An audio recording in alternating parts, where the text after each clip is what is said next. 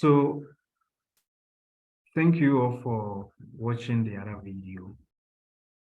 With respect to the content analysis, I was supposed to add it to the other one, but I couldn't. So I decided to make this one on its own. So in order to analyze the data that you have selected, so I'm going to give you an example. So let's assume you have selected 37 articles and you want to analyze them. So how do you go about it? So there are two ways to go about it. You can decide to go with a quantitative approach or the qualitative approach. So the question that somebody will ask is, what is the meaning of quantitative approach and what is qualitative approach? With the quantitative approach and the qualitative approach, you can decide to go with them, or you can decide to use them by doing it manually. You can decide to do it manually. You can also decide to use a software to assist you to do that, just like how we saw it in the referencing. So with a quantitative approach, you can use methods like mean scoring, standard deviation, ANOVA, meta-analysis, and all that. So there is an example of someone who recently wrote a paper using a meta-analysis. Okay, I will encourage every one of you to get hold of this paper and read it. This is a purely literature review, but if you look at it and you look at the content, it's as if this person has conducted a normal empirical research and the person has put out the output there. But actually, it's a literature review, just like what I'm teaching you. Okay, so you can do that. And then you can also decide to use one of the software. And the software here that you can use include, you can decide to use software like Voice Viewer, SPSS, SciSpace, Gephi, and the rest. We can also assist you to analyze the data quantitatively. And when I talk about quantitative analysis, I'm talking about more of where you deal with mathematics, the statistics, and all that. If you look at my papers, some sections of my articles, you can see the statistics there. We did like sort of statistics using things like mean score ranking, and also using things like author scores and all that. They are all quantitative in nature. With respect to the qualitative is where you do more of reading the text, the sentences, the statements, the words, the phrases. You extract them and you analyze them. With that, you can go with either content analysis or thematic analysis, or you can even decide to use both.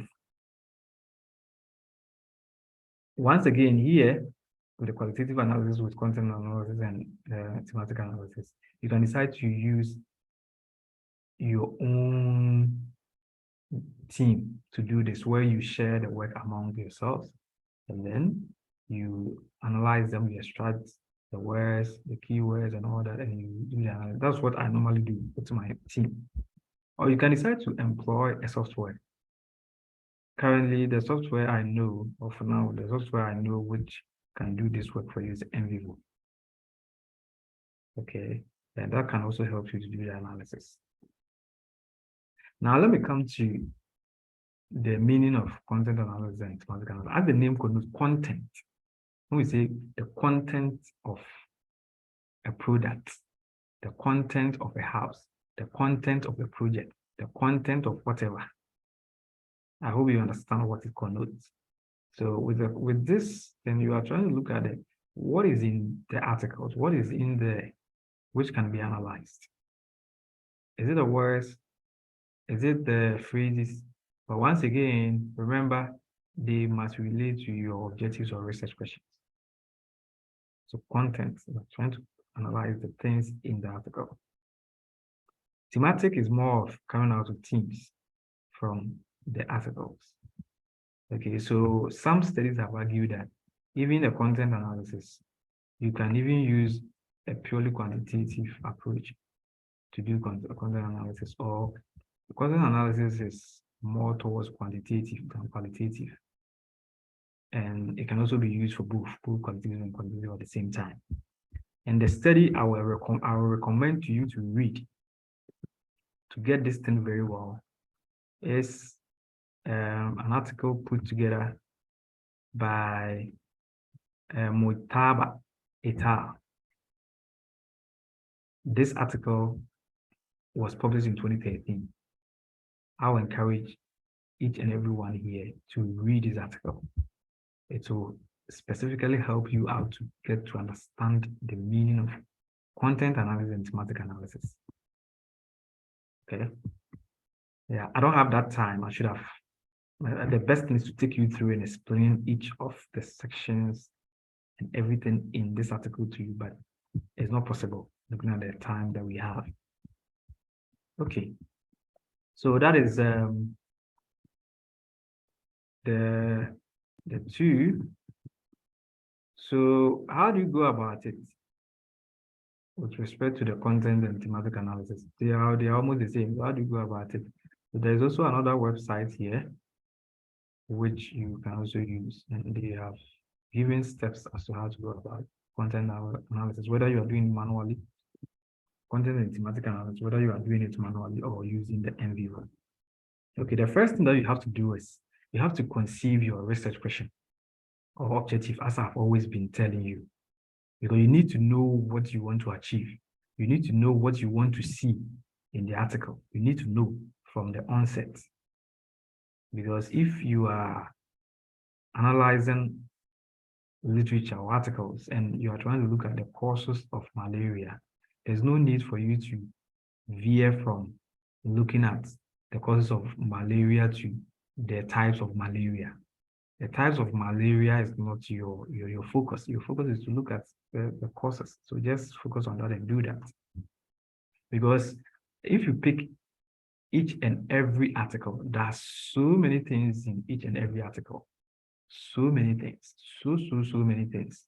That if you don't set your focus or your target on something that you want to achieve, you may be reading and reading, and you'll be reading and reading and reading and reading and reading the article, and you won't come to any fruitful end.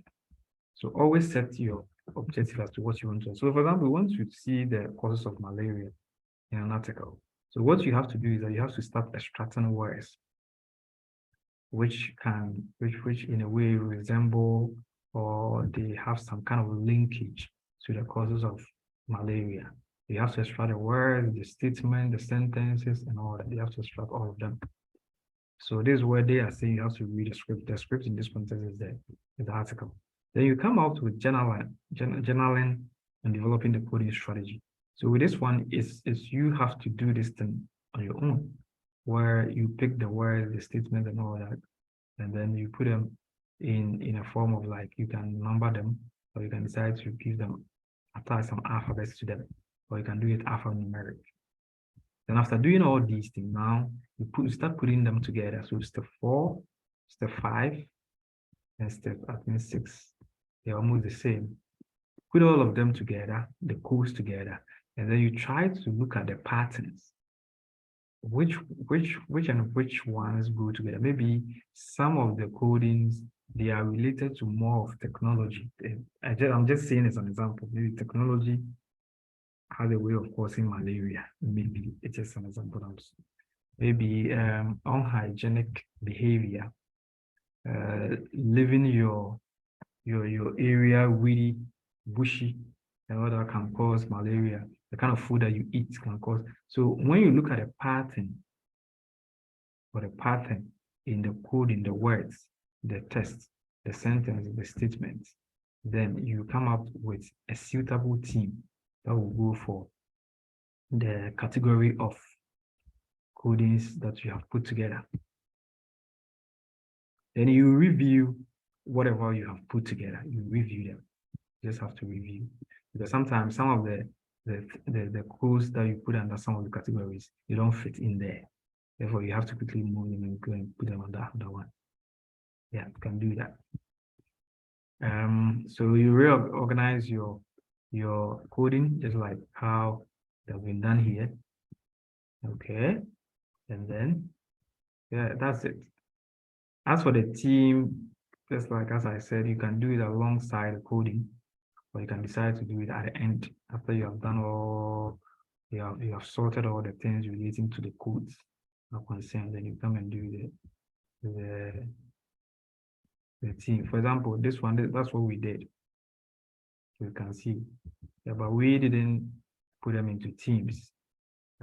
It's only when we submitted this paper, and then one of the reviewers said that the financial risk are many 54. We have to categorize them into teams. So during the review stage of the paper, then we divided them into 5 teams per construction, maybe four teams: construction, operation, maintenance, disposal, and decommissioning stage. Okay.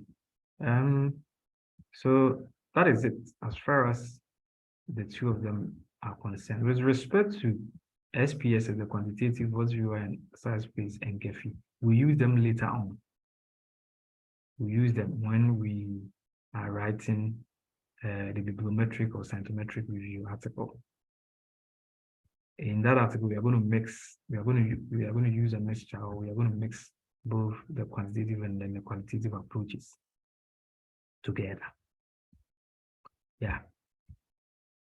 I will also encourage you to read more online and get to understand the thematic, the content analysis, and all that very well. There are a number of papers out there.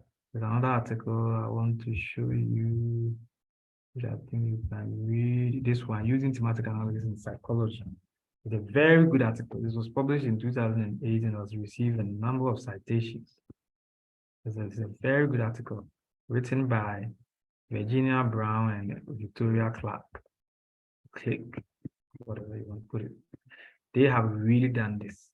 And once again, as I've always been telling you, please, if you are not ready to do reading, or if you're not ready to read a lot, as far as this thing that we are doing is concerned, you find it very difficult to survive as far as this work is concerned. You have to be somebody who loves reading. Reading should be part of you, just like us. That's like how you drink water every day. You have to love reading. Okay, so make sure you read. There's not everything that I can put in the video. It's not everything that the videos I'll put together, I'll put it up or put in them. So it is your responsibility when I introduce you to something, it's your responsibility to go deeper. And you go deeper by reading articles. Yeah. So that's it. Yeah. I wish everyone the best. And I think I've covered all the other sections because already I've talked about the referencing in the other video. I also talk about the responsibilities in the other video. And then I've come to talk about the content analysis and the thematic analysis. So have a good one. And I'll say God bless. Okay, bye.